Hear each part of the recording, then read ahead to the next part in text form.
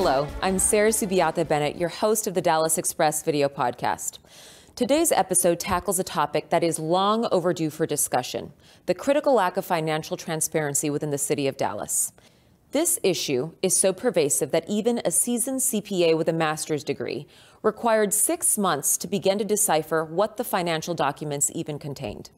Joining us today is that CPA, Mark Nunneley, retired Chief Accounting Officer for the Ashford Group of Companies, who sheds light on this very complex landscape. We'll also hear from Anthony Wilder, the Executive Director of the Texas Government Accountability Association, or TGAA, to gain further insights on his solutions to the problem of the critical lack of financial transparency. While it may not be the most glamorous of topics, its implications affect every Dallas citizen. It's your hard-earned money that funnels into taxes, yet it's impossible to understand where the money is even going. Later, we'll hop on the dart rail to the Dallas Zoo, because a significant portion of the Dallas city budget is allocated to this mode of public transportation. And I just didn't want to sit in traffic on the way to the zoo. Thank you for joining us today as we delve into these crucial topics. Together, let's strive for a more transparent, accountable, and a more successful future for Dallas.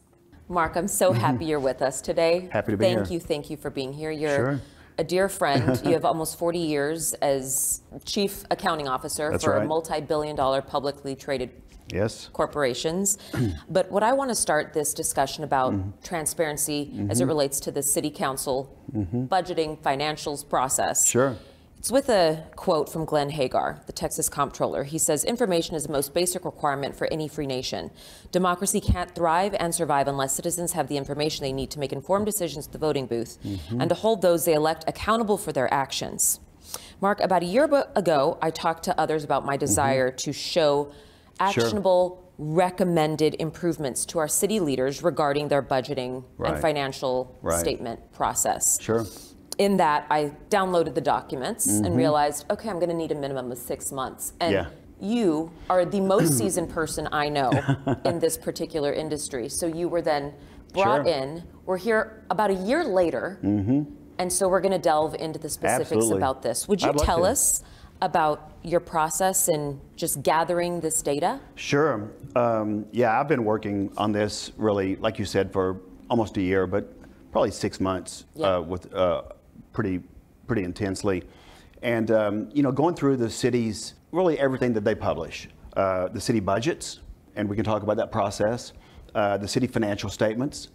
And, you know, municipal financial statements are very different than what public companies have. It's a different standard. Most public companies, people view their financial statements as, you know, I mean, that's something that people gather, they look at, and they utilize. The city financial statements, I don't see that really at all. I think it's a tool. They have to do audited financial statements. I don't think there's a lot of focus on the financial statements themselves. They're very cumbersome.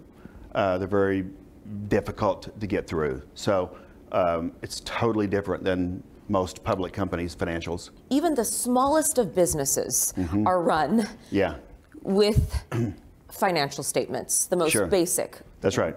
P&L. Balance sheet, P&L, cash flow. And what is the P&L? A profit and loss statement, income statement. We call it income statement. Exactly, income statement. And you know, and when you go to the city of Dallas, look, you know, the financial statement is 195 pages. It's made up into various sections. There are 2 pages in those 195 where they produce what I call a consolidated for the entire city, a consolidated balance sheet, a consolidated profit and loss statement. And those 2 pages are consolidated for the entire city. Everything else in those 195 pages are just pieces, just pieces. You can look at something, you can find data in those 195 pages. You'll see a number, say, this, just an example, property tax revenue. You can't assume that property tax revenue number is the entire property tax revenue. It might be just the property tax revenue associated with the general fund, or it might be property tax revenue associated with debt service. You can't just take a number and assume anything. You have to understand it because it's just bits and pieces all over the 195 pages. It's difficult. Yeah, difficult to say the least. It's I mean, difficult. I think I told you I downloaded the documents. I scrolled through just a few pages and I thought, I cannot formulate a decent question at all Right. with these particular numbers. And Right. then you actually walk through the entire process of reducing the I did. right, the financial statements to just 5 pages. Yeah. 5 pages. And I mean, I know I'm being a little bit dramatic here, but even within your 5 pages of Right. very accurate Sure. right accounting, there is still Lots of questions. lots of Yeah, questions. that's right. City council, right? They're sitting there in a room. They're needing to make strategic decisions for the future of our city. Right. Okay, and this relates to Sure. several municipalities Sure. across Yeah. the country. Sure. So their process is this, but today we're going to talk about Dallas. How can anyone Right. make a decision regarding the management and Yeah. the future of a city, Yeah. especially a city like Dallas, Yeah. without having actuals Yeah. and these particular statements Right. that are able to just be overlaid? Right. So you can say, okay, we're planning for this, Right. Right. and they don't even know Right. if this can yield this. You know, I think what's important is, you know, the budget is really done on a short-term basis. Okay. The budget is intended to look at here in the short term, here's what's coming in, here's what we're going to spend. That's what the budget is. And the budget needs to be updated all the time. That's right. And so nowhere does the budget, and I can go off on a tangent that the budget doesn't look into the future. And that's a problem. The budget really should not just look at the immediate for the next 12 months. It should look at the impact to the city long term, and it does not. Things like infrastructure and deferred maintenance. It's frustrating that a budget, like any company's budget, should include items like deferred maintenance to keep things operating. In my opinion, the city of Dallas uses deferred maintenance as a way to essentially deficit spend. Okay? They don't do it, they don't do it, they don't do it. Well, guess what? Now we're staring down a $1.2 billion bond package. 1.2 billion. Yeah, billion. And from what I see, at least 3/4 of it is deferred maintenance. It is. And those are items that should have been budgeted. Those are items that you shouldn't have ongoing long-term debt to pay for. They should be budgeted. And so the whole process is just a failure. I mean, when you have serial tax increases, which we've had, yes, rates may have gone down, but valuations have gone up. We've had serial tax. We've had serial tax increases. When you have ongoing deferred maintenance, when you have just degradation of services, look all over the city. You've got financial failure, and that's exactly what we're looking at in the city of Dallas right now. We're absolutely screwed. Yeah. I mean, the fact that a multi-billion-dollar organization is not looking at condensed balance sheet. Right? Just. You know, it's exactly, you hit the nail on the head, Sarah. And as part of my diligence, I was looking through and I found a publication called Truth in Accounting. And I love this because they actually publish, and I brought it here, the 2024 Financial State of the Cities. Okay. This has every... I'm not familiar with this. Yeah. So it's called Truth in Accounting, and every city in the United States. And they go through and they break down the financial statements. In this document for 24, Dallas ranked a D. And there were only maybe a dozen cities that ranked worse. What size city? Any city in the country? That's right. They list. There's hundreds of cities in here. All the major cities are listed in here. So all the major cities. Yeah, all the major cities. Okay. Yeah. So I updated it, and what this does, it takes the balance sheet and it breaks it down into a few hard facts. It's just interesting that a city like Dallas, that is growing, and it's. We're in the inevitable position of being in a metropolitan area that's growing rapidly. But when we hear that all the time, yes, the Metroplex is growing rapidly. The city of Dallas isn't growing, it's shrinking. That's right. But yet the taxes keep increasing. So we've got to take control of the situation now, or it's going to become very problematic for citizens to continue to pay and to attract new business into the city of Dallas. Why should they come to the city of Dallas when they can go to Frisco, or they can go to McKinney, or they can go to Fort Worth? Okay, we understand the problem, and another gentleman that I've asked to be here with us today is Anthony Wilder. He is the executive director of the Texas Government Accountability Association. So we'll bring up a chair because I actually foresee this organization playing a pivotal role in addressing a lot of this. So you heard a lot of these aforementioned issues that we delved into.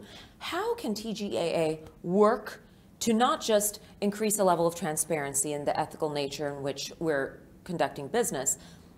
How can we fix this? Let me just tell you a few things that TGAA is pushing for. Okay. How we do it with our entities is we ask them to sign an interlocal agreement with TGAA, which would then be an interlocal agreement with the other members of the association.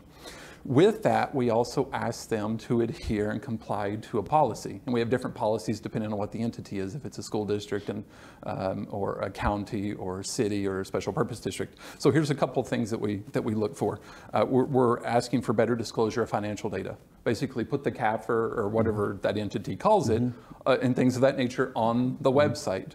Another one is exposure of relationships and potential conflicts of interest. Not to say that any of our elected officials in the state are doing anything bad, but just to shed light on it and to just take us to a different ethical standard so that it's not a possibility. Because if there's that light there, there's not going to be the darkness. Another one is adherence to the Texas Open Meetings Act, not only for the elected officials, like the ISD board or the city council or the commissioner's court, but also for the boards and commissions and other groups that they appoint below them, such as the property standards board or the board of adjustments or the planning and zoning commission, different things like that you would see in a city. A few other things is we ask for a vendor database to be on the website. You have to disclose your relationships with vendors or payment, any relationships you've had with the city in the past. Get to know in the city of Dallas, it's single member districts. So figure out who your council member is and get to know them and start working with them. Because too many times people would come to the council meetings and they would just complain. The reason I brought up the fact that I went to 50 meetings and didn't say a word. I just sat there. Most of those 50 meetings, I was the only person who was not getting paid somehow. I was not an elected official, and they have a stipend, it's very small. Was not a city staff member, and I was not a vendor. Literally, I'd be the only person that was not in those three categories for almost 50 meetings over 3 years. I desperately wanted to have people come up and share who were informed. Like if Mark would have come to a council meeting when I was on council, man, I would have gotten up and clapped. We just didn't have that. So it's be informed, work with those individuals in Dallas single member districts. So figure out which one you're in and start talking to them and start talking with their staff. They'll have a staff of 4 or 5 people in their offices, and then start working with staff. Thank you, Mark. Absolutely. For putting this together. Anthony, thank you for spearheading this organization and for caring about our communities, because had you not been the type of person you are, you not be the type of person you are, without people like us standing up, we're going to lose Dallas. Okay, let's make our way over to Mockingbird Station and we'll board the DART rail to have some fun at the Dallas Zoo. I'm so glad you're here with us on this authentic Dallas experience. All right, I can't wait for you all to join us on the DART. We're going to be taking it down to the Dallas Zoo today. We've been talking a lot about the different financial spending at the city level, and the DART is very, very pertinent to that particular discussion. Woo, it's windy.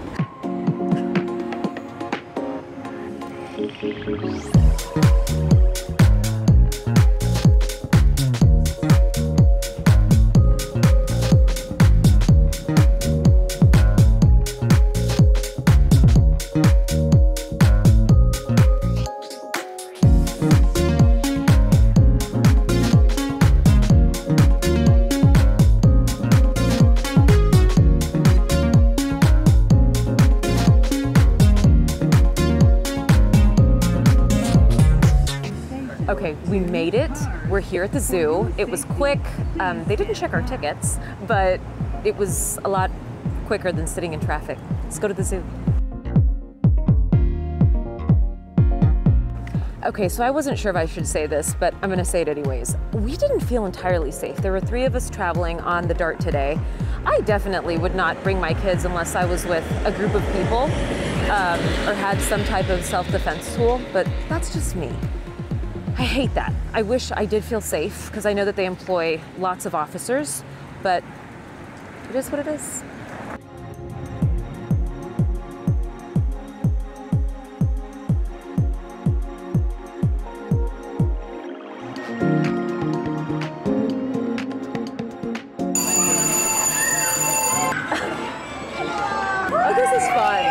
Y'all, I never used to get car sick when I was young. Now I sometimes do. No, I'll just...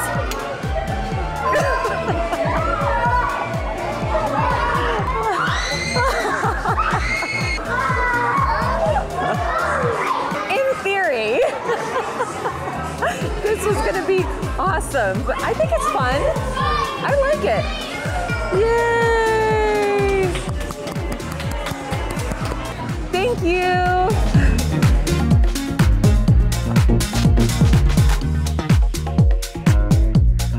They are majestic.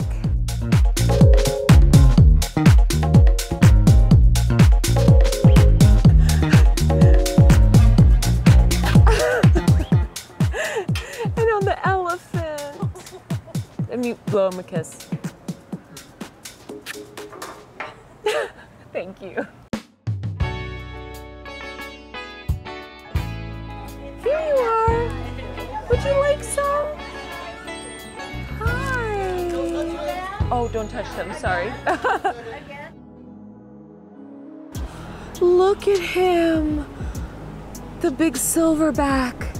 Baby. Oh. He looks so sad. Maybe this is a better life than where he otherwise would be. Isn't there a reason that they don't release them into the wild after they've been in captivity? For a certain period? Yeah. Bye. You all are so cute. Hi. You're so cute. Oh my gosh, this pretty little spotted one. Oh, did you get him? Did you get that? They're so cute. Oh, look at her. She's so beautiful.